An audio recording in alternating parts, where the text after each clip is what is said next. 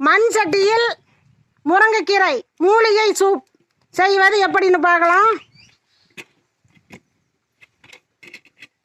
இதுக்கு தேவையானது முருங்கைக்கீரை, நாட்டு மல்லித்தலை, கருவேப்பிலை அது ஒரு கைப்பிடி அளவு, நாட்டு பூண்டு ஒரு 10, சின்ன வெங்காயம் ஒரு 10, அரை லிட்ரு தண்ணி சேர்த்துக்கணுங்க. இதை வச்சு ஒரு அரை மணி நேரம் வேகணுங்க.